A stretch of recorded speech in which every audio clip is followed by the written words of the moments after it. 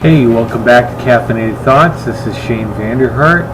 This is part 4 of my interview with Brad Zaun, state senator from Urbandale, who is running for Iowa's 3rd congressional district seat. There we go. Okay, after the Gulf spill, President Obama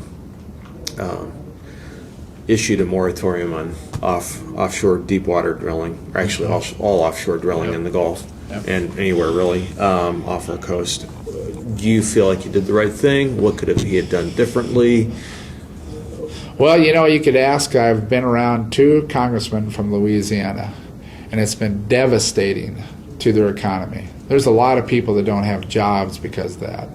But we're allowing China right offshore to do drilling, but we won't let the United States do that, and I think it's unfortunate. We've got a lot of resources in this country that we need to take advantage of. But most importantly, there is no long-range energy plan in the United States. And we minimally have to have a long-range energy plan. With that said, we also have to make sure that we protect the environment. And I think that there's a little bit too much activism going on. And we've got a lot of resources here in the country that we need to take advantage of.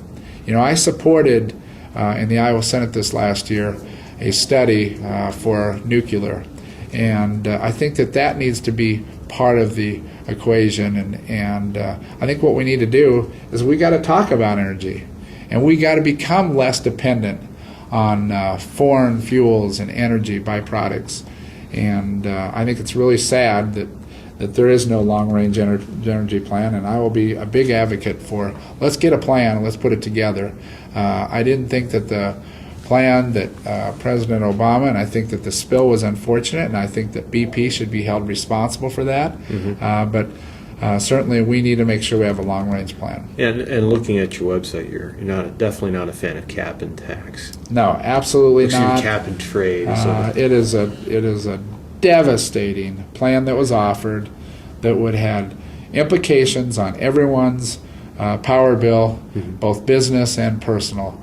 And it was especially going to be really hard on agriculture.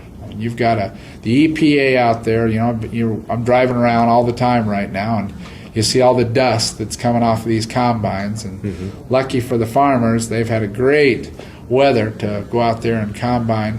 And I think that we need common sense, but we don't need activism in our environmental policies. And I think that's what's really unfortunate. With the cap and trade, I would have put the government out there trying to, with really no accountability. The EPA is in particular what I'm talking about, where they're going to decide how much emissions a diesel tractor versus a gas tractor puts out. And I think that that's unfortunate.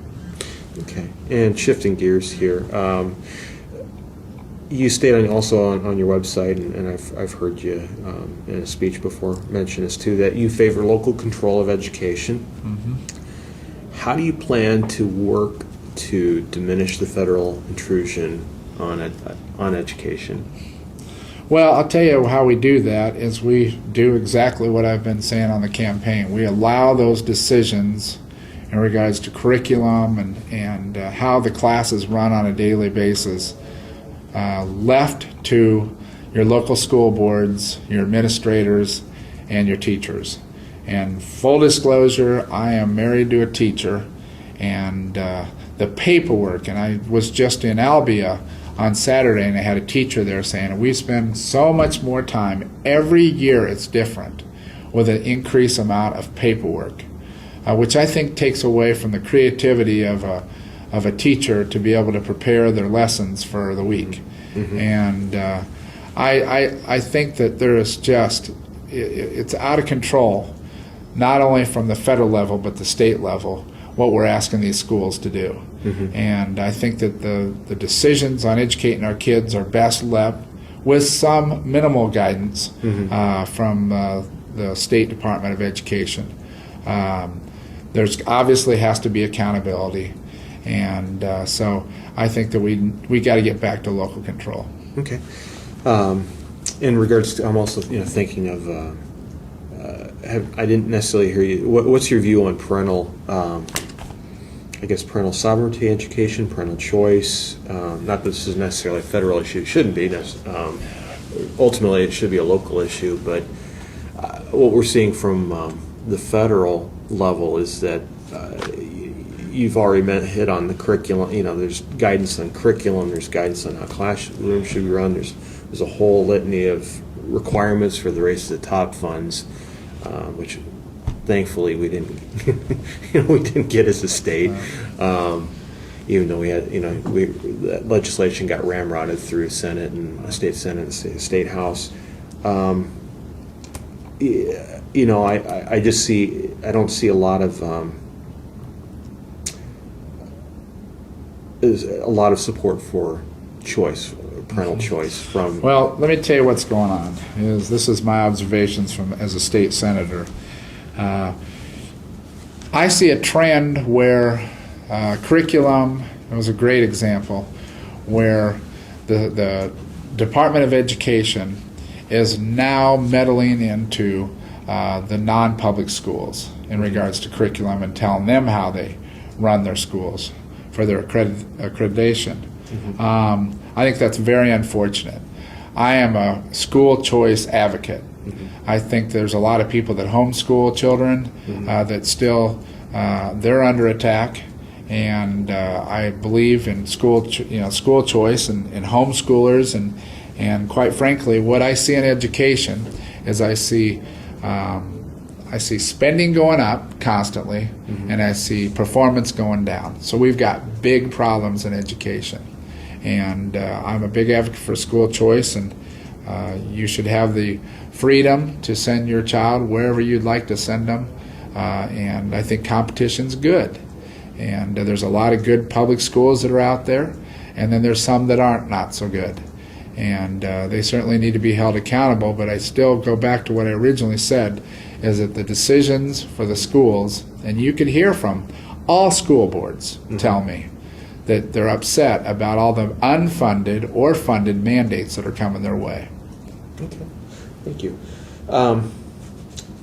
Also, you mentioned earlier about, again, when we were talking about spending priorities, you mentioned securing our borders.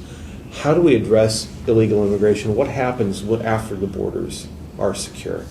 Well, we're all immigrants in this country, and I do believe that the process right now that people that want to become a United States citizen is broken. Mm-hmm. I could tell you that we were up in Tama County and talked to a farmer that said that he had an employee that he had sent, that's here on the guest worker program, that he sent to Des Moines, paid him over 50 hours to get through this paperwork disaster, headache. Mm-hmm. And we need to look at the process, the paperwork process, leave it up to the federal government to complicate that, and we need to look at that process. Now, that does not mean amnesty.